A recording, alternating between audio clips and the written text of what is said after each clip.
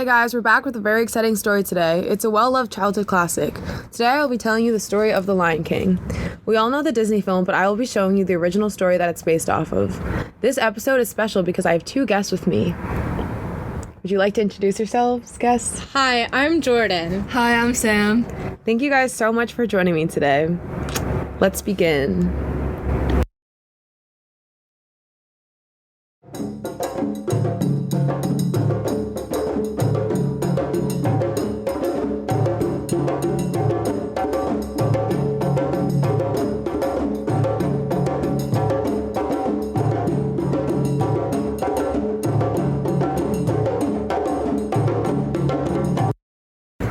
Once upon a time, King Nare Magan Konate, the ruler of the Mali Empire, received a haunting prophecy. If he married an ugly woman, their child would be the greatest king that ever lived. However, he was already married to a beautiful queen, Sasuma Barete, and had a son, Dankaran Torman.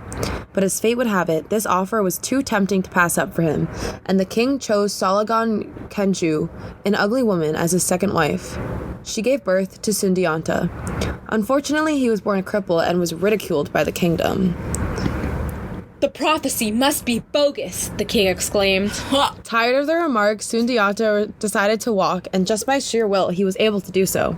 This one incident changed his life, and the people started to recognize him as their true king and a brave leader. But before King Nare Magan Konate could offer him the throne, he passed away.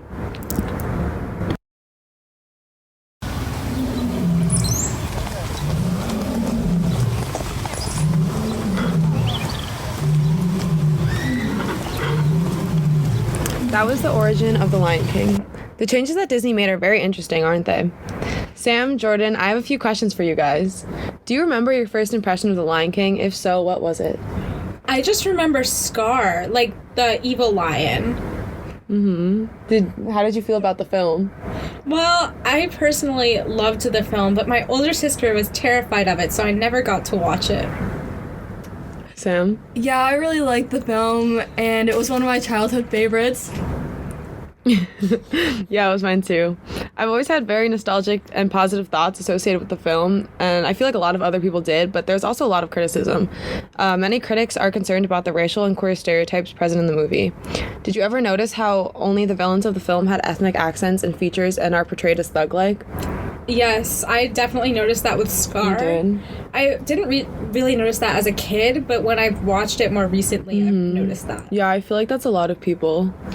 Yeah, I haven't really watched it since I was really young, but now that I'm thinking about it, I definitely see how that. Yeah, there are definitely some problematic things in the film. Also, there are a bunch of critics that believe that Scar and the hyenas represent the lower class, especially minorities, and that the plot is a metaphor for the exclusion of the lower class. And the way that they show Africa and the whole circle of life thing preserves the idea of Africa as being primal and less developed. What do you guys think about that? Do you agree? I mean, I've never thought of it like that, but that argument definitely does make a lot of sense. Yeah, I agree. Yeah. Personally, I believe that a successful remake of the film cannot be done.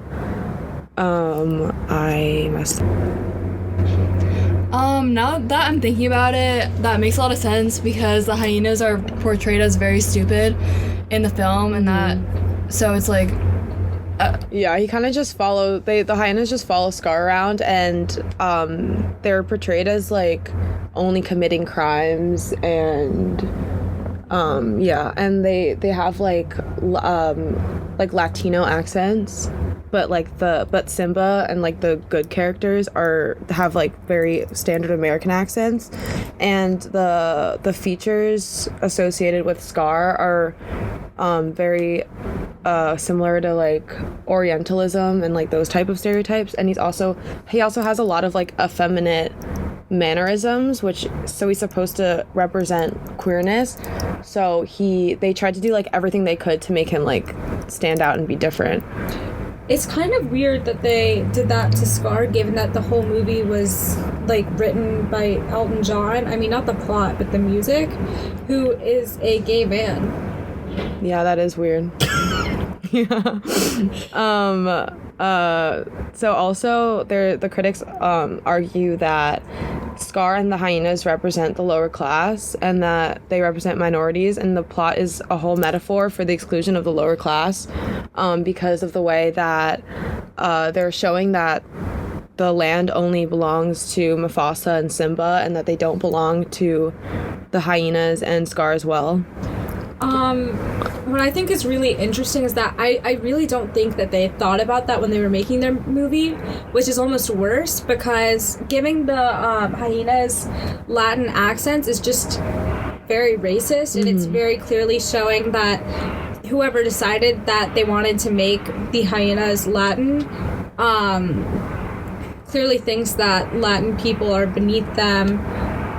Yeah, I don't think they like consciously made that choice. I think it was more of a like in their subconscious, that's what they genuinely believe, and that's why they did that. I agree. Like, I think when you said it was a metaphor, that kind of makes it seem like it was intentional. And I think it was they weren't trying to make a metaphor, saying that, like, they weren't trying to make it Yeah, they didn't write it to make it a metaphor, but it ended up being a metaphor because of how society is already. Yeah. And they sort of show that through the film. Yeah, but I think that was the writers and whoever made those decisions inherent racism, not any intentional decision to say. Yeah. But I also think it's very interesting how like they specifically told the voice actors to like put on that accent, because a lot of the voice actors were actually white in the first film, which they fixed in the remake, but there are still a lot of issues in the remake.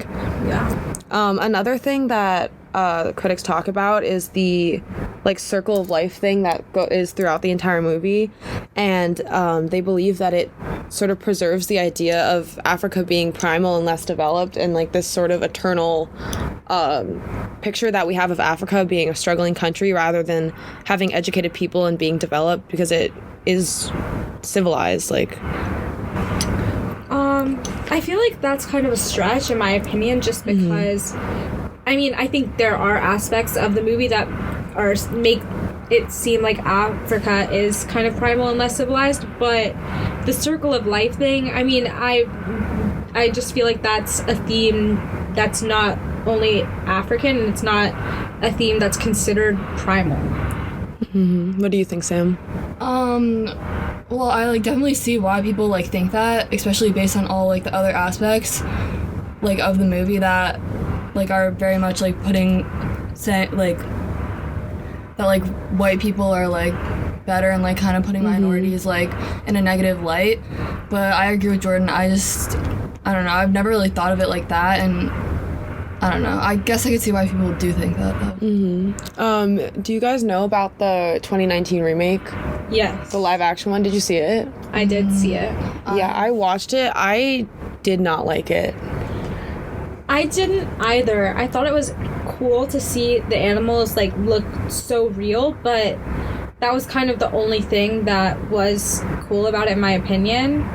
I mean, I feel like the original is just such a classic, especially with Elton John's music, and this one was just, I feel like, not needed. Yeah. Also, they tried to fix a lot of the criticism by, they had like a mostly POC cast, and also they sort of changed the way that the hyenas were portrayed. Instead of making them like stupid, they made them a lot more intimidating. But the thing is that to me, I think that there are a lot of more deep-rooted issues like within the plot that they didn't really address.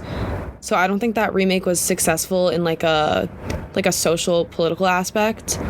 Like, do you guys think that that it's like possible to have a successful politically correct remake of this film, like where they fix all the issues? I'm not sure. I think that one big thing, I mean, I know that the director was Jon Favreau. I just know that because I love Jon Favreau. And he's not a person of color, and I think that having a person of color, someone who grew up in the lower class America, direct it, and I mean, I think that could help, because I feel like it's sometimes hard for someone who hasn't had to go through struggles to see real deep-rooted issues. Like, all the issues that were fixed were kind of surface level issues.